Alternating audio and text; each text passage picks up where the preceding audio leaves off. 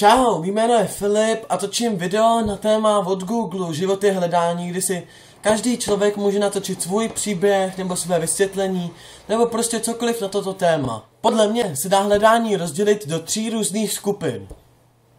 Za prvé. To je, když víte, kde ta určitá věc je a hned si pro ní dojdete. Za druhé. To je, když tušíte, kde ta věc je. Třeba nechal jsem si mobil doma a hledáte doma, víte, kde je. Prostě tušíte, na jakém místě ta určitá věc je. A za třetí. Jestli nevíte, jestli ta věc vůbec existuje, jestli ji někdo vytvořil, nebo kdy byla vyrobena, ale hledáte ji. Třeba hledáte tričko od nějaký skupiny, jestli vůbec bylo udělané nebo nebylo. Hledat můžete úplně všechno.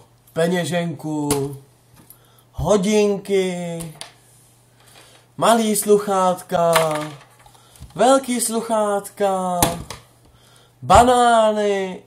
Cože, banány?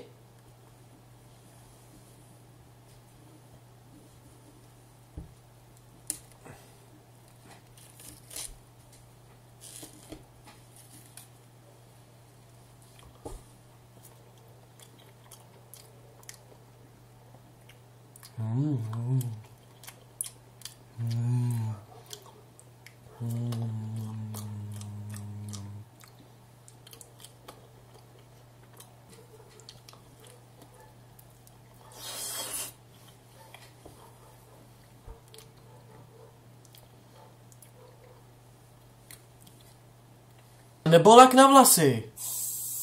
Fuj, to smrdí. Ale je i duševní hledání. Hledat můžete rodinu, přátele, lásku. Gang, motherfucker.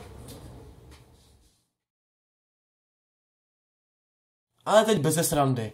Hledání je věc, kterou si každý v našem životě prošel nebo projde. A nebo z ní právě prochází. Třeba právě ty hledáš teď propisku. Ne?